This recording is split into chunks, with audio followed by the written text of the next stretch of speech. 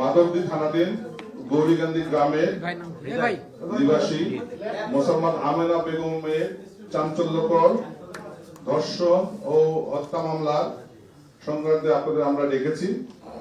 আপনারা ইতিমধ্যে জেনে গেছেন যে এখানে একটি মর্মান্তিক হত্যাকাণ্ডের শিকার হয়েছে ব্যক্তি আমেনা বেগম।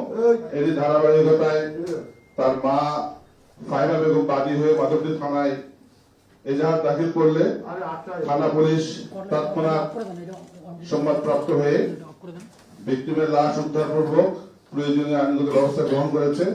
শ্রদ্ধা তৈরি সহ মৃতার লাশের পোস্টমর্টম সম্পন্ন হয়েছে এবং বিধি মোতাবেক তা পরিবারের কাছে হস্তান্তর করা হলে তাকে দাফন করা হয়। এজাহার প্রাপ্তি সাপেক্ষে এজাহারের নাম ছিল 9 জন আসামি। এর সাথে ধর্ষণ এবং খুনের সাথে জড়িত ছিল 4 জন। এছাড়াও এই ঘটনাকে কেন্দ্র করে সালিশ বৈঠকে জড়িত ছিল আরো 5 জন। টোটাল 9 জন আসামি নাম এজাহারভুক্ত ছিল। তাদের মধ্যে আমরা 4 জন ধর্ষণকারীকেই গ্রেপ্তার করতে নরসিংদী জেলা পুলিশ সক্ষম হয়। পাশাপাশি যারা সালিশ করেছিল তাদের মধ্যে আমরা 3 জনকে ইতিমধ্যে গ্রেপ্তার করেছি। অর্থাৎ ধর্ষণ এবং খুন সহ সালিশ যারা করেছে মোট আসামি ছিল 9 জন। তার মধ্যে আমরা 7 জনকেই গ্রেপ্তার করতে সক্ষম হয়েছি। এই বিষয়ে আমরা তদন্ত অব্যাহত রেখেছি। খুনের মোটিভ সহ অপরাপর কোন ঘটনা থাকলে সে বিষয়ে উদ্ধারের জন্য জেলা পুলিশ নরসিংদী কাজ করে যাচ্ছে।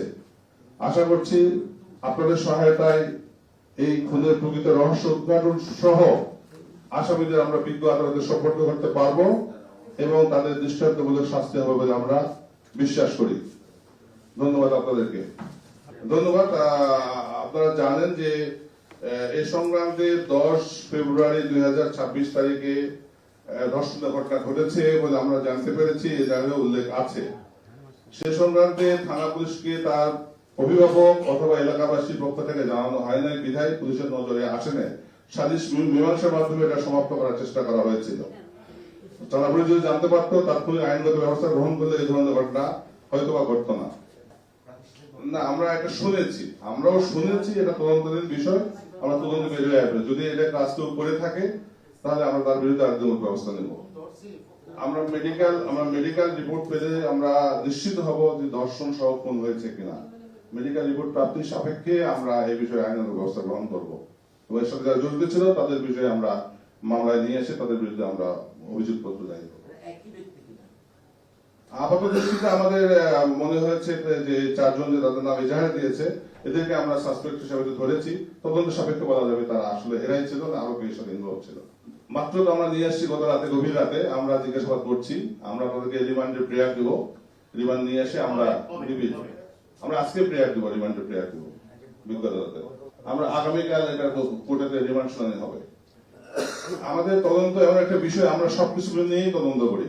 আমরা কোনো কিছুকে ছাড় দিয়ে দেখি না। আমরা সব সাইড দেখে তদন্ত করব এবং যদি উঠে আসেন সে যেই হোক আমরা তার বিরুদ্ধে আইনগত ব্যবস্থা নেব। আমরা তো মাত্র নিয়ে আসলাম, আমরা সেখানেও খোঁজ খবর নিব। এরকম যদি ঘটনা ঘটে থাকে সেটাও তো আইনের মধ্যেই হবে। আমরা ব্যবস্থা নেব যদি এরকম কিছু থেকে থাকে। ইতিমধ্যে বলেছি যে আমরা মাত্র নিয়ে আসি গভীর রাতে। আমরা জিজ্ঞাসা করছি, আমরা পেলে আপনাদের জানাবো। হ্যাঁ, আমরা আমাদের কাছে ইনফরমেশন ছিল বিধায় আমরা তাৎক্ষণিক আমাদের টিম পাঠিয়েছিলাম। বিধায় পাঠিয়ে আমরা ধরতে সক্ষম হয়েছে। আমরা জেলা পুলিশের মাধ্যমে আশ্বস্ত করতে চাই নরসিংদীবাসীকে যে অপরাধী যেই হোক তাকে আমরা দ্রুততম সময়ে আইনের আওতায় নিয়ে আসবো এবং তাদের শাস্তি নিশ্চিত করবো ইনশাআল্লাহ। এবং এই বিষয়ে আপনাদের সাংবাদিক ভাইরা যারা আছেন অতীতে আমাদের হেল্প করেছেন, সহায়তা করেছেন, ভবিষ্যতে করবেন বলে আমি বিশ্বাস করি। আচ্ছা, হতে পারে এরকম একটা অন্য টার্ম। তো আমরা যদি তারা মনে করে আমাদেরকে জানালে পুলিশকে তাদের নিরাপত্তা বিষয়ে ব্যবস্থা নেবে। না, সুস্থ সুন্দর দাফন হয়েছে। পুলিশ ছিল অনুপস্থিত, এমন কোনো ঘটনা আমাদের নজরে আসে না। আমরা 10 দিনে আগের 5 জনকে 10 দিনে চেয়েছি, এই 2 জনকে 10 দিনে চাইবো। প্রয়োজনে আমরা আবার চাইবো, সমস্যা নেই। Thank you. সবাই ভালো থাকবেন। আসসালামু আলাইকুম।